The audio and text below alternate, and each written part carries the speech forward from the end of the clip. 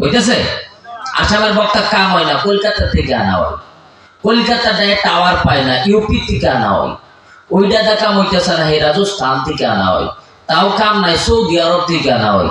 তারপরে মানুষ রাস্তা লইতেছে না, ডাইরেক্ট বাংলাদেশ থেকে। 3-4 বক্তা গলা ফাইয়া কাইন্দা রাইন্দা ওয়াজ করে বোঝাইলো। ওই ওয়াজের তুলনায় ফজরের সময় মসজিদ খানা বইয়া যাওয়া দরকার ছিল না? কথা বলে বলে যাওয়া লাগছিল নাই? কিন্তু ওই দিন আরো মসজিদ খালি হয়ে গেছে গা। খালি খেলে কি হয়েছে, হারারা দেওয়া শুনছে, দেয়া যে শুনছে, ফজর যে পড়তে গেছে এই বুঝবে না। এই যে দুনিয়ার মধ্যে মসজিদ, মাদ্রাসায়, মহল্লায় আলিম ওলামা সহ, মাদ্রাসার তালিবে ইলম সহ, মই মুরব্বী আমার প্রাণপ্রিয় মা ও বোনেরা, ভারতের শান্তির কারণে খতম পড়তাছে। আগেও পড়ছে, ওই হনও পরে পড়তাছে না নাই? খতম পড়তাছে, যারা খতম পড়নে ওলাই খতম হয়ে যাইতেছে। আর যার লাগে খতম পরে এর স্বাস্থ্য খালি বাড়তাছে, বাড়ে নাই? তার মানে এই যে দোয়া করা হইতেছে, দোয়া কোনো হজম হইতেছে না। দোয়া করা জায়গা পর্যন্ত পৌঁছতেছে না, যেতেছে। মোদী লেগে দোয়া করলো, পাওয়ার বাড়ছে না কমছে? হিমন্তর লেগে যে দোয়া করছে কি কর বাড়ছে না নাই? কমছে কি? কমে নাই। তার মানে কি, খতম যিনারা পড়তেছে ওনারা নিজেই খতম হইতেছে। তার কারণ কি, জবানে তাসির নাই, অন্তর কালা, কলব পরিষ্কার নাই, গুনাহ, চোখে গুনাহ, হাতে গুনাহ, মুখে গুনাহ, অন্তরে গুনাহ নিয়ে আল্লাহর দরবারে স্বীকার হলে লাভ হইব?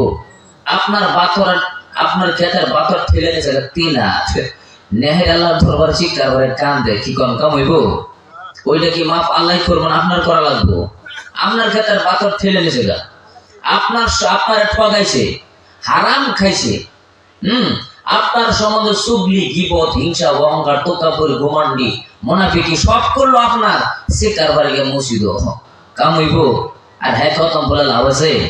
এই যে মহিলাদের খতম পড়তেছে, মহিলাদের বর্তমান কোন রূপে আছে এটা তো প্রত্যেকের স্বামী যারা হেরাই তো বলা জানে।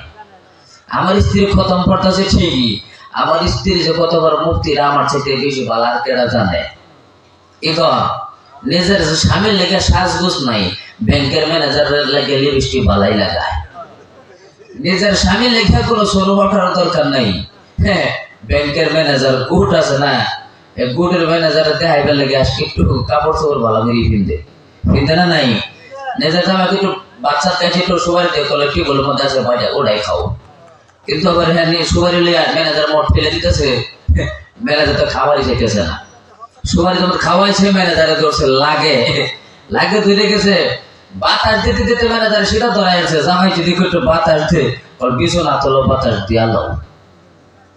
কি খর গাবরার গাবরা একবারে চাকরি করে, রাত্রিরা চাকরি করে বাড়িতে এসে খাইয়া লইয়া হচ্ছে, জামাই বউর কইতেছে মসুর টাঙ্গাও।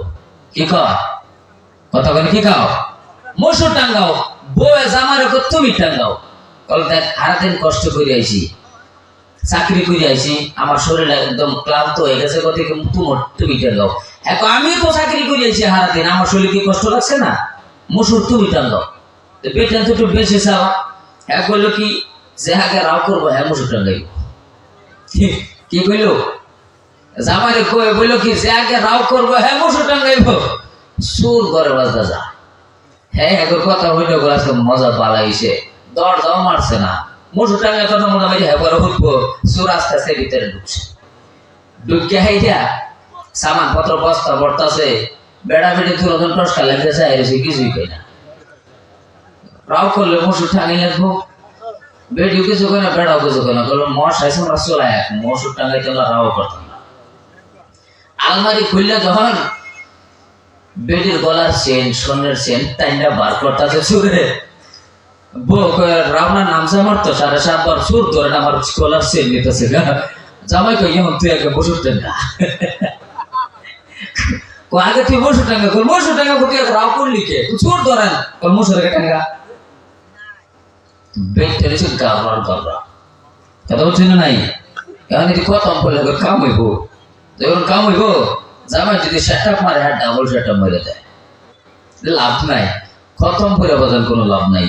কলব পরিষ্কার করতে হবে, অন্তর পরিষ্কার করা লাগবে, লাগবে না নাই? যেরকম লাগবে না নাই?